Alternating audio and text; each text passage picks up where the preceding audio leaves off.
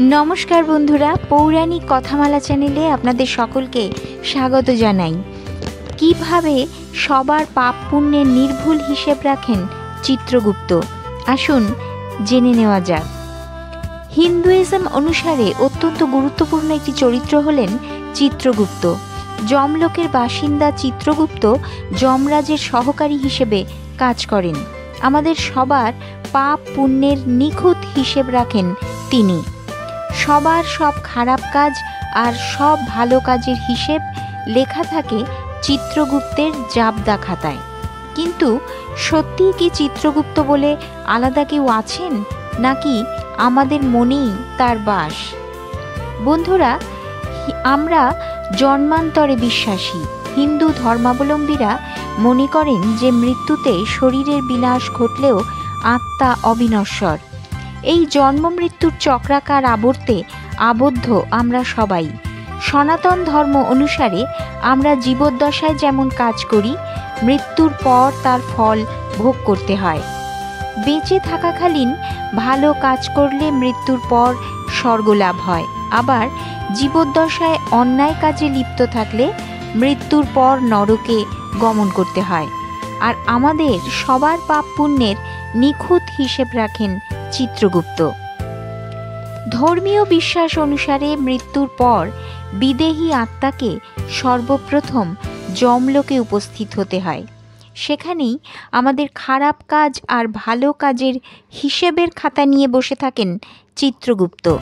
বলা যেতে পারে যমরাজের ডান হাত হলেন তিনি।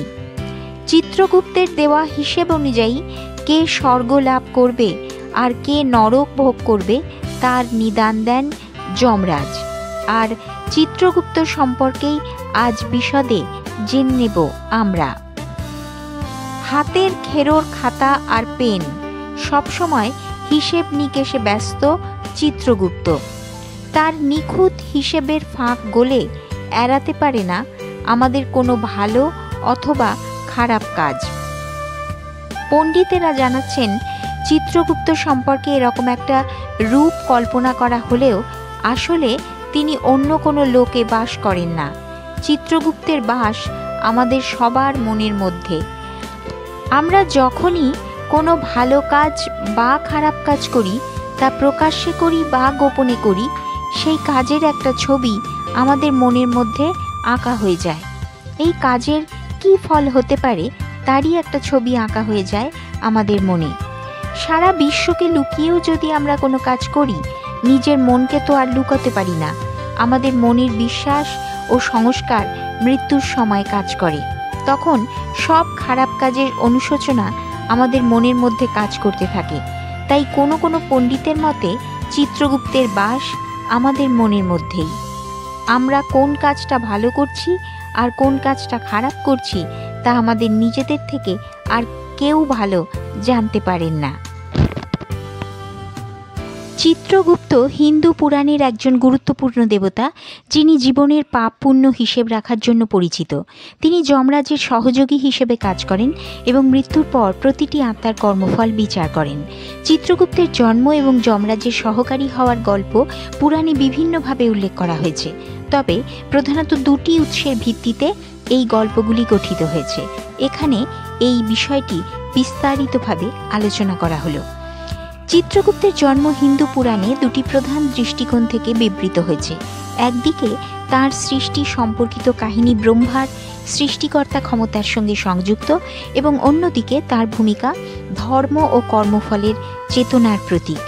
ব্রহ্মা, যিনি সৃষ্টিকর্তা, জীবের পাপ ও পুণ্য গণনা করার জন্য একটি বিশেষ শক্তির প্রয়োজনীয়তা অনুভব করেন। তিনি বুঝতে পারেন এমন একজন সত্তার প্রয়োজন যিনি প্রত্যেক আত্মার কার্যকলাপ লিখে রাখতে পারেন। এই চিন্তা থেকেই চিত্রগুপ্তের সৃষ্টি। ব্রহ্মা ধ্যানমগ্ন হয়ে 12,000 বছর পর্যন্ত তপস্যা করেন। তার ধ্যান থেকে একটি অদ্ভুত আলোর রশ্মি বের হয়, যা পরে মানব রূপ ধারণ করে। এই মানব ছিলেন চিত্রগুপ্ত। চিত্র শব্দের অর্থ চিত্র বা ছবি, এবং গুপ্ত শব্দের অর্থ লুকানো বা গুপ্ত। এর অর্থ হল চিত্রগুপ্ত এমন একজন যিনি জীবনের প্রতিটি কর্ম, ভালো মন্দ, প্রকাশ্য বা গোপন, সব কিছু সংরক্ষণ করেন। কিছু পুরাণে উল্লেখ আছে যে ব্রহ্মা নিজের দেহ থেকে দেবী কায়াকে সৃষ্টি করেন এবং তার সঙ্গে মিলনের মাধ্যমে চিত্রগুপ্তের জন্ম হয়। দেবী কায়ার সঙ্গে এই মিলনের ফলে চিত্রগুপ্তের বিশেষ ক্ষমতা প্রাপ্তি ঘটে। কায়া থেকে জন্ম নেওয়ার জন্য চিত্রগুপ্তকে কায়স্থ বলা হয়, যা একটি বিশেষ সম্প্রদায়ের নামও। যমরাজ, যিনি মৃত্যুর দেবতা, তিনি মৃত্যুর পরে আত্মার বিচার করেন। তবে যমরাজের কাছে আত্মার পাপ পুণ্যের বিস্তারিত হিসাব সংরক্ষণ করার জন্য কেউ ছিল না। এই প্রয়োজন পূরণ করতেই চিত্রগুপ্ত যমরাজের সহকারী হিসেবে কাজ করেন। চিত্রগুপ্তকে একটি অমর পুস্তক এবং একটি কলম দেওয়া হয়, যা দিয়ে তিনি জীবের প্রতিটি কর্ম লিপিবদ্ধ করেন। পুরাণে বলা হয়েছে যে তিনি প্রতিটি জীবের হৃদয়ে অবস্থান করেন এবং গোপনে তাদের সমস্ত কাজ পর্যবেক্ষণ করেন। মৃত্যুর পরে আত্মার কর্মফল বিচার করার জন্য এই হিসাবই ব্যবহার করা হয়। যমরাজের অধীনে চিত্রগুপ্ত একটি গুরুত্বপূর্ণ স্থান দখল করেন। যখন কোনো ব্যক্তি মারা যান, তখন তার আত্মা যমলোকে প্রবেশ করে। যমরাজ চিত্রগুপ্তকে নির্দেশ দেন সেই ব্যক্তির পাপ ও পুণ্যের তালিকা উপস্থাপন করতে। চিত্রগুপ্তের হিসাবের উপর ভিত্তি করে যমরাজ সিদ্ধান্ত নেন আত্মাকে স্বর্গে পাঠানো হবে না নরকে। চিত্রগুপ্ত কেবল একজন পৌরাণিক চরিত্র নন, তিনি কর্ম ও ধর্মের একটি দর্শনীয় প্রতীক। চিত্রগুপ্তের মাধ্যমে হিন্দু ধর্ম মানুষের জীবনের প্রতিটি কর্মের গুরুত্ব এবং এর ফলাফলের বিষয়টি বোঝাতে চায়।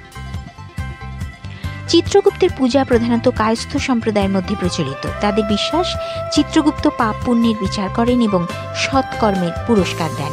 চিত্রগুপ্তর পূজা দীপাবলির পরদিন পালিত হয়। পূজার সময় পেন, কাগজ এবং হিসাবের খাতা ব্যবহার করা হয়, কারণ এটি চিত্রগুপ্তের প্রতীক। চিত্রগুপ্তের কাহিনী আধুনিক সমাজেও গুরুত্বপূর্ণ। এটি ইঙ্গিত দেয় যে প্রতিটি কাজের একটি ফল আছে এবং মানুষের উচিত তাদের কর্মের জন্য দায়িত্ববান হওয়া।